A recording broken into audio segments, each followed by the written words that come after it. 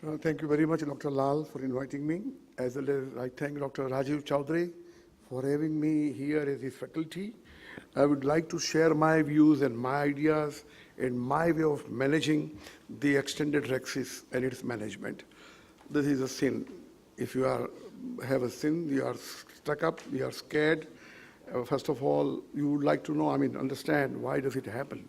It can happen if your anterior chamber has become shallow during your Rexis making, either because of the leak or the pressure is already high. Or there may be another important reason that the pressure in the lens may be higher. Or if you are operating on a child, then there is a positive vitreous pressure. So even that can cause extension of Rexis. And once it is done, once you find that the Rexis is about to extend, the regularity is lost, it can be smooth, just going out of the line, then it's better to stop and take the subsequent steps to regularize it. That is better. Till then that time you can have a round margin. Like this. See, if you see that, I do not know, I couldn't find what was the reason, but it is about to extend here. See, and this was being done under the anterior chamber without the visco-free phaco. There was nothing wrong in it. Chamber was well maintained, but still it was a little going out of the way. And of course, it could be managed well. And you can see that at the end, this was extended on this side. But still the margin was regular and smooth. It can sustain the pressure. And once, if it is a sharp cut, then it's better you stop it. The moment it's gone out of the way it goes up to the equator, it is better you stop it. And this nick method is very popular. And if you make a nick, but still there are chances that if you, during phaco, any point of time, if the pressure is much more in the anterior chamber, then it can extend into the posterior capsule, leading to the posterior rent, capsular rent, and whatnot. But here, what I do is a hard cataract, right? And it has gone almost up to equator or maybe beyond. So what I do in such cases, that these cataracts I usually take out into the anterior chamber first, and then I push it back behind the iris, which is known as the supracapsular phaco. It can, if you don't take enough precaution, it can compromise your endothelium, but you have to be very careful and see that your anterior chamber is maintained properly.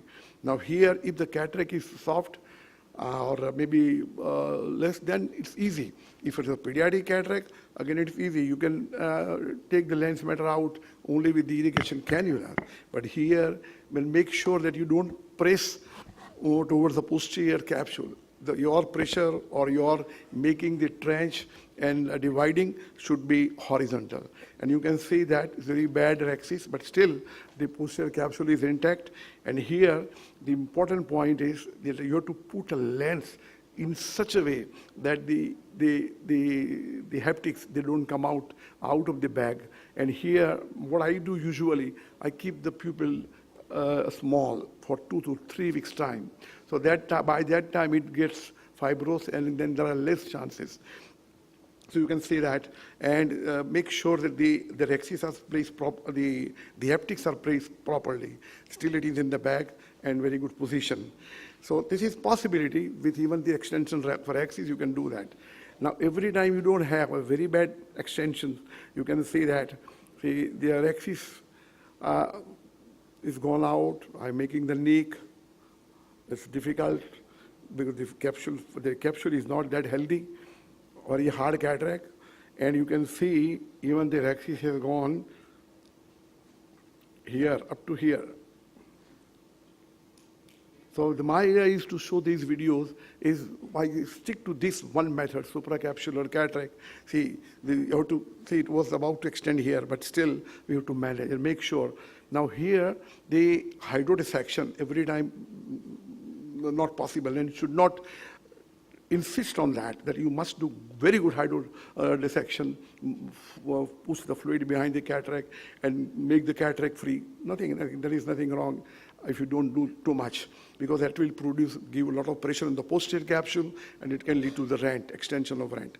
Here you see the margins are so peripheral, on this side it's not seen, but still you can put the lens in the bag. Again, your putting the lens into the bag has to be very critical, and make sure that the haptics, they don't come out. Now, why this nick method? Why?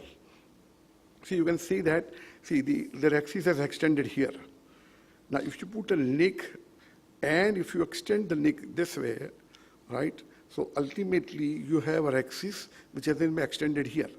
Now, if this axis has been extended here, upper part, then again you have to be very careful that your maneuveration should be little away from that. And if not, if you go for supracapsular, don't worry about it. But then, see, this step, if you know, this is here, if with only extended axis, your angle is acute, narrow. And so wherever the pressure is there, that angle, that at the point here, it can extend, go down, if the pressure is too much. But if you put a nick here, then that angle becomes wide. So the pressure is distributed and it can sustain better.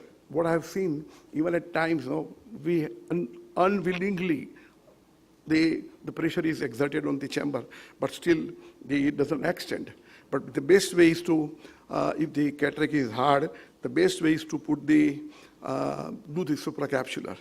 So this is how you can manage your axis once it is extended, if it is sharp. Don't worry about it, put a nick and then proceed further. So thank you very much.